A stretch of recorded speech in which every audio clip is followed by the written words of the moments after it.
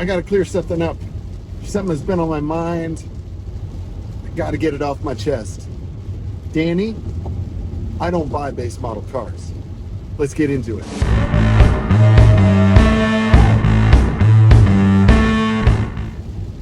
Well, hello everybody. Welcome to another episode of Driven Dave. You've joined me today on a very rainy morning. I'm in my 2022 Tesla Model 3 dual motor and heading up to Lancaster, doing a little bit of work up there. Then gonna buzz on over to Ventura, then back home. So should be about, I forget the mileage for this trip. It's either like 170 or 230. Or, I don't know. It's a lot of driving. There's been a little bit of controversy lately, especially with some of my friends that I work with. It slipped out one night. You know, a friend of mine was saying he was thinking about buying a new car, and then he was going to option it up to the next level. And I said, yeah, I never buy base model cars. And so my dude Danny said, I'm telling everyone what you said. And so it's been kind of the running joke. And, you know, when people start talking about base model cars, I say, oh God, I'm going to be sick. So it's kind of the new thing that I'm doing, and I've really been enjoying it. So I wanted to kind of clarify. It just kind of, I mean, just remembering last night, I was working with my friend Danny, and he was talking about how he has, you know, door handles that pull, and I pretended to vomit. I mean, it's become my thing now. So I wanted to clear the air, clarify, and get your thoughts down below on, like, when you're shopping for a car, when you're buying a car, you know, what do you look for? Do you want base model? Sometimes that's the jam. Shout out to Mr. Boucher, my American history, government, economics teacher from like, you know, my senior year in high school. Really sweet man. I think, sadly, you know, rest in peace, but really fun guy, great teacher. And he said he always bought the base model, like, so much so that, like, and he would, you know, he had some story like he'd go in on like Christmas Eve or New Year's Eve or something to a car dealership, you know, he's like, because they're desperate to get rid of inventory before the new year. And, you know, he would like make them remove the radio, you know, whatever options it had, he had them take it out so he didn't have to pay as much. I mean, the guy was brilliantly cheap, and you know, we all just enjoyed that so much. But, you know, I would say I don't buy base model cars, but that's not exactly true. I have had base model cars. You know, it's just sometimes I option them up a little bit. I mean, my Corvette was technically a base model, but I think it was the LT2 or the LT3 package, because I had a heads-up display, heated seats, nav, all that stuff. So you kind of have to, like, look at what options are available with the car that you're shopping for and figure out, like, what the deal breakers are, you know? So I'll give you a good example. So for my Corvette, it had to be a 6-speed manual, right? Has to be, you know? So I needed that, and I really wanted heads-up display. I don't know why that was a deal breaker for me, but I just thought, like, heads-up display was the coolest thing. I'd never had a car with it, and I really, really, really wanted it. You know, it's sometimes you just really want something. And when you really want something like that, then it becomes the thing you have to get. And that's just how that worked out for me. And luckily I ended up finding the car. I really wanted the Z51 package, but that wasn't a deal breaker. The deal breaker was heads-up display. So, whatever. And I think I made the right choice. From what I hear, like, the Z51 cars were a little kind of, you know, stiffer, and which, you know, I mean, you're in a tiny sports car, I suppose that's what you want, but I don't know. My car was really smooth and comfortable, and, you know, I could drive it to Vegas, and it was super chill. So I think I bought the right one, and it was a great car, and I hope the new owner, David, in Palm Springs, is having a great time with it. I keep hoping I'll run into it when I see it down there, but not yet. In any case, So that's how I felt with that car. If you're shopping for a new Tesla or a used Tesla, whatever, like for me, the deal breaker was long range. I really wanted the extra range out of the battery. I knew that the standard range plus, like the base model Tesla, comes with a lot of features. So you're not really getting a base model car there. You're still getting autopilot. You're still getting, a good stereo. You're still getting heated seats and all of that jazz. With the dual motor, you do get some more options. But I have to say, if I were doing it all over again, I might just go for the LFP base model. That's a smoking deal right now. It's March of 2023, so those cars have gone down significantly, and especially with the tax credit. You can't beat that deal, man. You're going to see a lot of white LFP Teslas, which honestly, if I were buying one now, you'd see me in a white LFP Tesla. Very happily, I might add. Shout out to my friends who just got one. You know who you are. Where was I? Oh, yeah. So that's the deal, like with Teslas.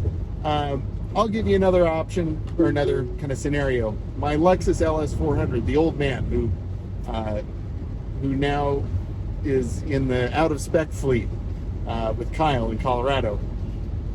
That car, there really weren't a lot of options. Like, you buy an LS400, you're going to get most of the features. They're just, every one of them had a sunroof, I think.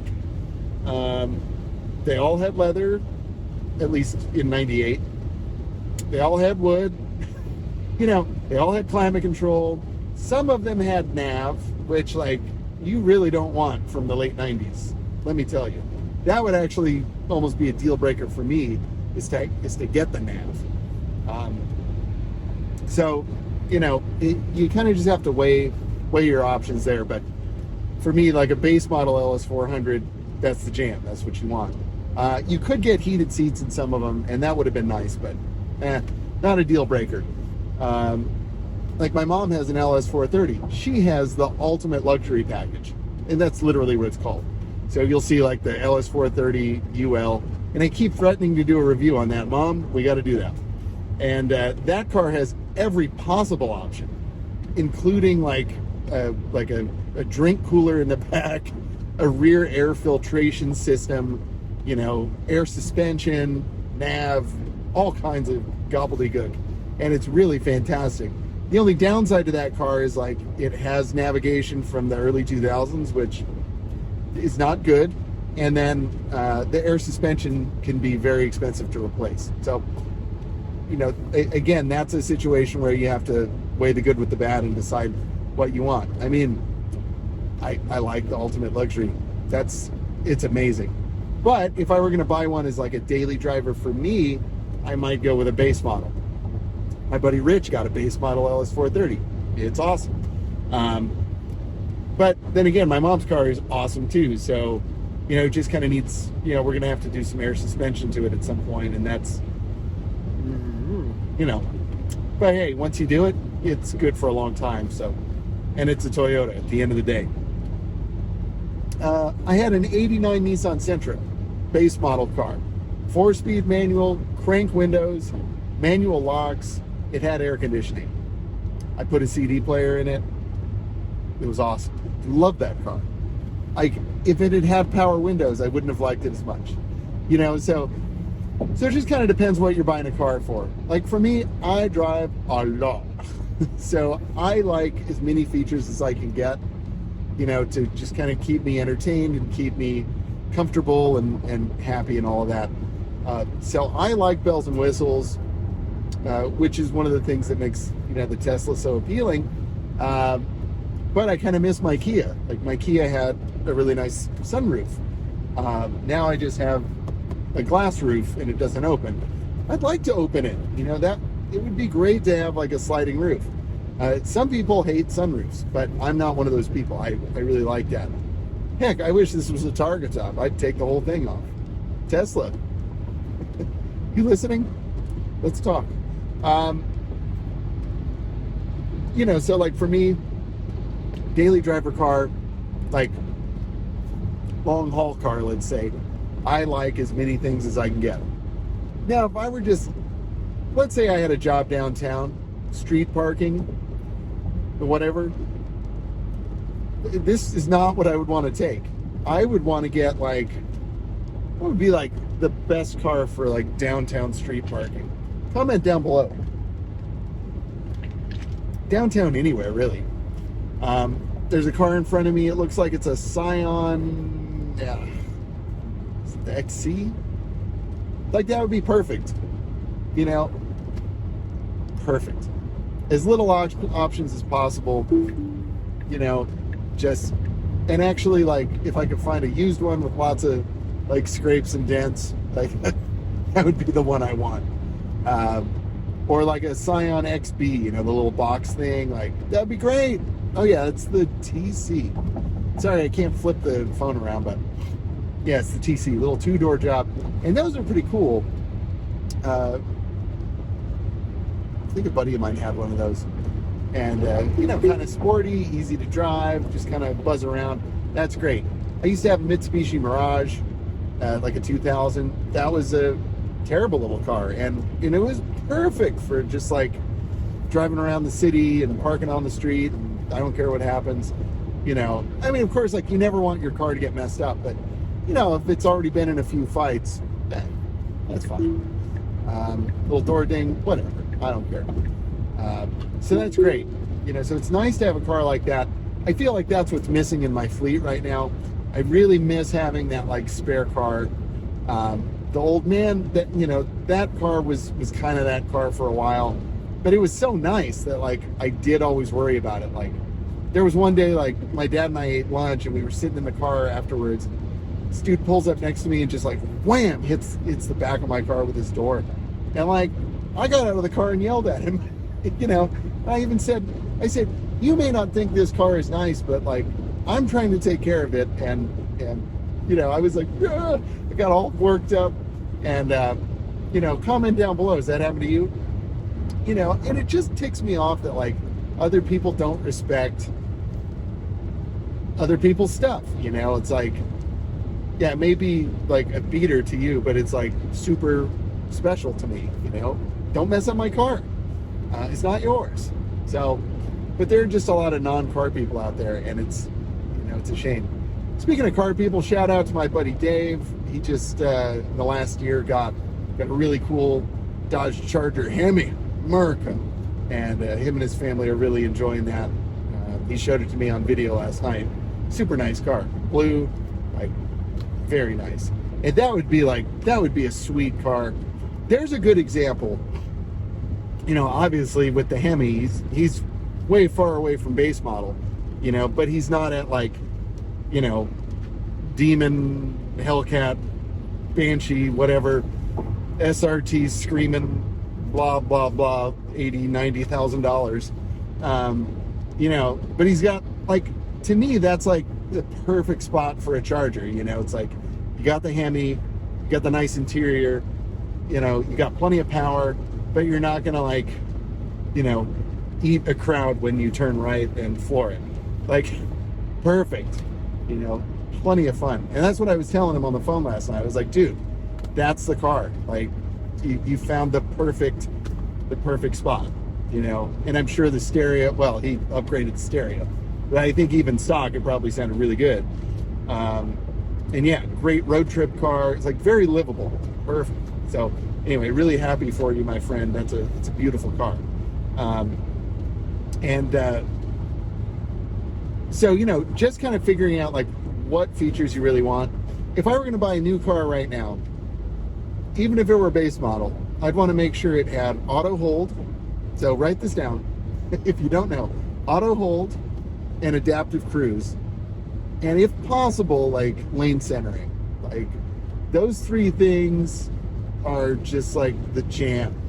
I like having a nice stereo. Some cars you can get with like the base stereo, but the stereo is still really good and lets you upgrade it easily. Like we had a Lexus RX 400H, and that car had a pretty nice stereo, and we didn't have like the upgraded one. We didn't have we had nav in that car, but it didn't have the Mark Levinson system. And it was actually better that it didn't, because, you know, sometimes like the amps for the Levinson systems burn out and get problems with some of the speakers and stuff. The stock Lexus stereo sounds great. And that was also the case with the Old Man. I didn't have the Mark Levinson, but like the stock speakers were really good. Once I put a head unit in there that had some decent power, and I put a Pioneer head unit in there, which hopefully Kyle still has in the car, you know, that, I think that really sounded nice, and it provided enough power to the speakers that like they could really sing. The stock head unit didn't sound really good, and it had some issues, so I was happy to chuck that thing in the trash. I should have kept it, but no tears on that one. So yeah, like if you're getting a work van, like base model, it's fine.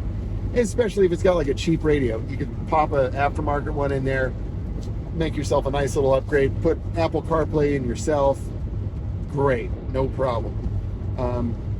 Now, minivan. And I feel strongly about this one. Let me know down below, what do you think about this? For the minivan, I'm going all in, baby.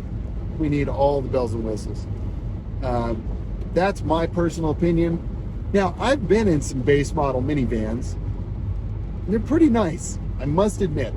The cloth interior's pretty comfy. Like there's something about the cloth, I feel like it's a little bit softer.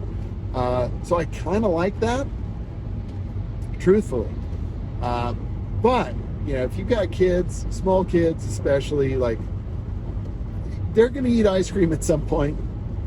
Just saying, it's a lot easier to clean those leather seats. So I think leather's the way to go in a minivan. You know, you may think, are you crazy? But yeah, I am. But it's easier to clean. Just straight ahead. I like the leather. The in-car infotainment, it's a must. Just do it. Even if you say, oh, my kids aren't going to watch anything while we're driving. Well, yeah, they are. And you're going to, you know, there's going to be a trip where, like, you've just had it. Like, you've had it up to here. You can't. And put on their favorite Disney movie. Everything's cool. It's a game changer. And that's one thing I need to fix in our Sienna right now. We messed up the DVD player. It's my fault. Whatever, long story. But I'm going to try and take that apart and clean it. Hopefully it'll start working again. Or I may just have to replace the whole unit or get a new laser for it. We'll see. But, you know, the infotainment is really a game changer. When I was shopping for old Siennas, and we bought the car like 5 years ago, for me, like, the deal breaker was like DVD system, and I don't know why, but I really wanted radar cruise. I thought it was just going to be like the coolest thing ever. I was wrong. Radar cruise is not good in a 2008. I'm telling you. No, don't do it. Just get the XLE. Don't bother with the limited. But I was like, no, we're getting the limited. And the price difference when you're buying used between a limited and an XLE is pretty much negligible. And I was like, oh, we're going to have power, you know, third row seats. It's going to be so awesome. And I do like the power folding seats. That is cool. We don't use them often, but when we do, it is a very nice feature. But I always worry that it's going to break. So in hindsight, it's like, yeah, the XLE would have been fine. But it just so happens that I did find a really nice limited. And, you know, besides the thousands of dollars worth of work that it needs, it's been a really good van. And, you know, none of that stuff is emergency repair. So that's fine. So anyway, I hope this kind of like clears up some misconceptions. A lot of the new cars, if you're buying new, the base model actually has a lot of nice stuff. So you can do really well. You just have to figure out where your deal breaker is. Now, here's one for me. Last one before I go. The Mustang. You're buying a new Mustang. And I'm not talking about the Mach-E or whatever. That's not a Mustang. That's a nice vehicle. Whoa, that's a peanut car. what in the world? That was awesome. Huh. I don't even know what to say. But that's not a base model. It's the Planters Mobile, man. That thing is crazy. Let's say you're buying a brand new Mustang. You're going to get rental car spec? I didn't think so. You're going to get the GT, aren't you? Yeah. Yeah, I wouldn't be able to get, and no offense, there's somebody watching that has a V6 Mustang out there. God bless you. They're good cars and they're fast. Like, I really don't have anything bad to say about them. But I just don't think I could buy one. Oh man. You know, look at what this Mustang. Speaking of Mustangs, it's got like every AutoZone accessory attached to that thing. You can't really see it. I know he's very proud of his rig. I don't mean to poke fun, but that's hilarious. But yeah, my only problem is, like, you're in the V6 Mustang, right? Feeling cool. You got your can of Red Bull, and you're at the stoplight, and like a Roush GT pulls up next to you. How do you feel now? I wouldn't be able to handle that. And that's just me. You do you. Drive the car that you like. But I wouldn't be able to, you know, I just don't think that would work. Watch, my next car is going to be a GT. I mean, a rental car spec V6 convertible Mustang. That would be great. And actually, that's an awesome car. That might be the sweet spot. You get the convertible rental car. Perfect. You can put the kids in the back, go cruise down the coast. That sounds pretty good. But if I was going to have the hardtop, it would have to be the GT, and it would have to be manual. Back me up on this, folks. Anyway, those are my thoughts. I think I'm going to end it there. Going to get some coffee. Going to get hydrated and motivated. Shout out to Stale Cracker. But yeah, comment down below. And hey, where do you live? I just had somebody from Scotland drop me a comment. Shout out to you, my new friend. I'm blown away. Like, Scotland. And thank you for the nice comment. That was very, I don't think I would have made this video today without your nice comment, by the way. So just wanted to thank my new pal in Scotland. I hope I can come visit someday and drive your cars. Never been to Scotland, but that was like super duper cool. So if you're watching from somewhere like outside of California, or even if you're in California, like, shout out to Rancho Cucamonga. You know, just let me know where you're watching. I think that's really cool. So until next time, my friends, please like, share, subscribe, do whatever you want to do. Hit that button. Oh, well, that's really the only thing you have to do. Hit the button. But do all that other stuff if you want. And until next time, stay driven.